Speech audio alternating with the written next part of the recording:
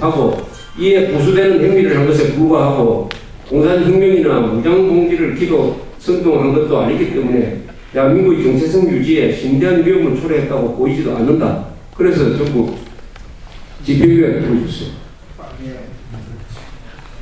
그러니까 공산혁명을 공공연하게 선동해도 이제는 감옥에 보내지 않는다는 중요한 이 판례가 하나 나왔습니다.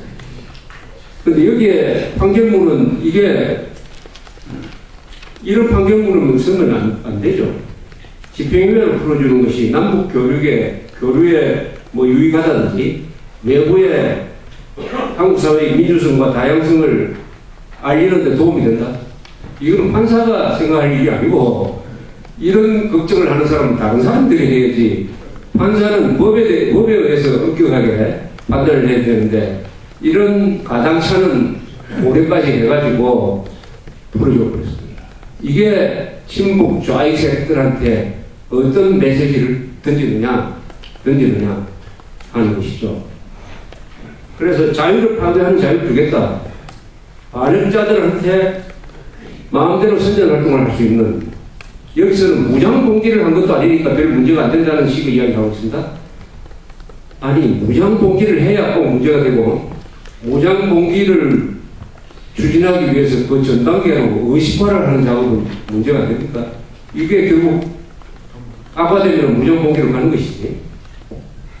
이런 판사 집단이 지금 한국 사회에 존재한다. 일종의 외계인처럼 존재하는 거예요. 외계인처럼.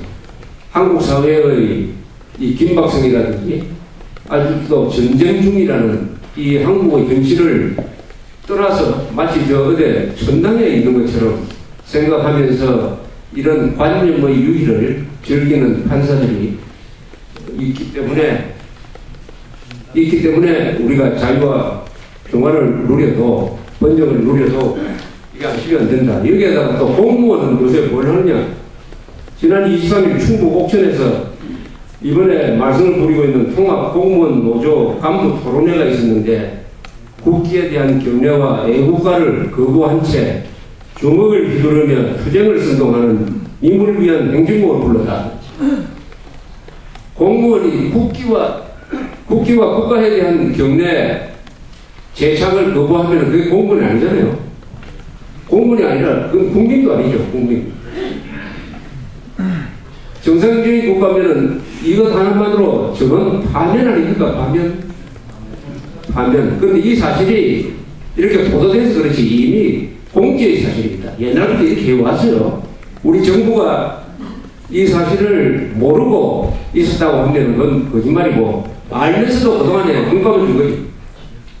공무원들이 행사를 하면서 국기도 달지 않고 국가를 부르지 않고 님을 위한 행진곡이라는 운동권 가요를 부르다 하면은 그 공무원들은 전원 파면되어야 할 것입니다. 그러나 전원 파면할 수 있는 법이 분명히 있을 거예요. 없으면 새로 법을 만들어야지. 공무원이 할 수 있는 최고의 반역행위입니다. 이거는 반역행위.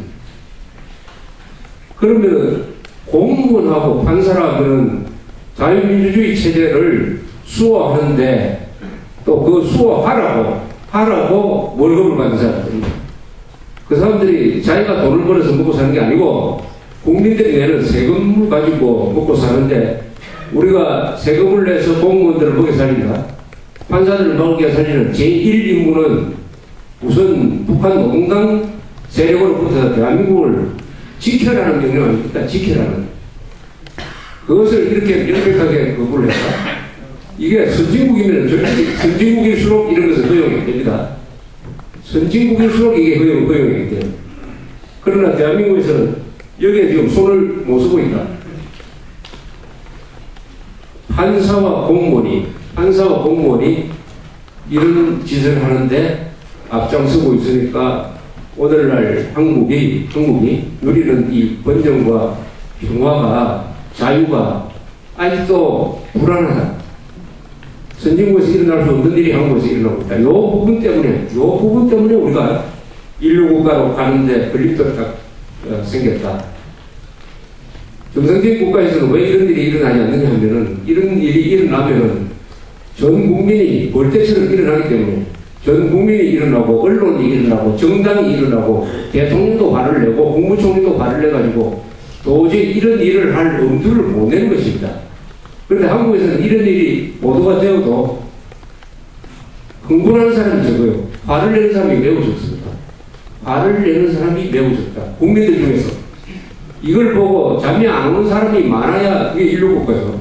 그런데 이걸 보고도 남의 일처럼 생각하고 별 관심이 없고 뭐 또 이런 일이 일어난 모양이다라고 이렇게 포기하고 방관하는 사람이 많을수록 우리가 인류국가를 갈 수가 없다.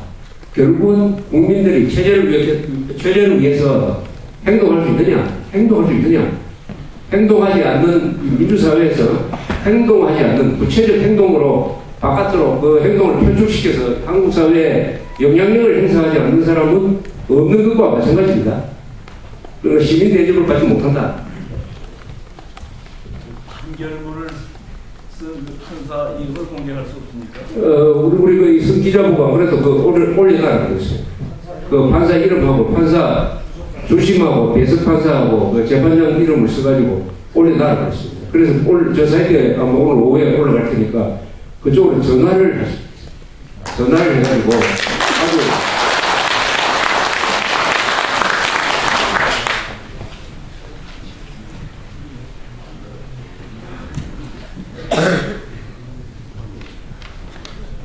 정부의 국가보훈처에서 조사한 걸 보면은 6.25를 누가 일으켰는지 모른다고 생각하는 19세 이상의 성인이 15%다. 그런 숫자로는 약 500만 명이 된다. 500만 명이 된다. 이 사람들이 유권자로 들어왔다. 이 사람들이 군대에도 가고 이 사람들이 취업도 한다. 요 500만을 어떻게 할 거냐? 500만을 어떻게 할 거냐? 500만을 어떻게 할 거냐? 저는 우선 이런 기업, 우리가 할 수 있는 것 중에 하나가 취직시험 칠 때, 필기시험에 합격하면, 그 다음에 면접을 보지 않습니까? 면접 볼 때는 반드시 국가관을 물어야 돼요. 그 기업인이 국가관을 물어야 돼요. 6.25에 대해서 한번 설명을 해보라든지, 대한민국을 만든 과정에 대해서 자네는 어떻게 생각하느냐, 김일성, 김정일에 대해서 어떻게 생각하느냐, 이걸 반드시 물어야 됩니다. 물어가지고, 6.25는 누가 일으키는지 모르겠다고 하면은 반드시 떨어뜨려야 돼요. 떨어뜨려야 이게 소문이 난다고. 그래서 국가관이 흐리멍텅하면은 내가 취직을 못하겠구나. 이런 분위기를 형성시켜야 될 책임은 또 누가 있느냐 하면 이 기업인들이 있는 것입니다. 기업인들. 이 자본주의 사회의 주인공은 기업이에요. 기업인, 자본과 기업인들이 애국하는 방식은 바로 이런 식으로 애국을 하는 겁니다. 그러니까 기업인들이 애국심을 가지면은 그 기업체 하나하나가 다 방공조직이 된 것입니다. 방공조직이 된. 그러려면 거기서 노조가 행패를 부릴 수가 없게 되겠죠. 그래서 기업을 제대로 지켜내는 것, 그것은 학교를 교장 선생님이 지켜내는 것, 우리 대한민국을 국방부 장관이 지켜내는 것과 똑같은 의미를 가지고 있습니다.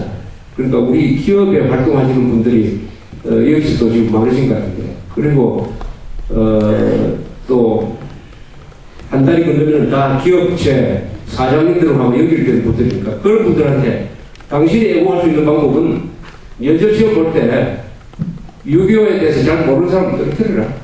또 떨어뜨렸다는 소문을 내라. 또 동료 기업인들한테 우리는 이렇게 하자고 운동을 한번 펼쳐라. 이렇게 추구하는 것. 그게, 그 추구하는 그게 바로 애국인 것입니다. 애국. 애국이라는 것은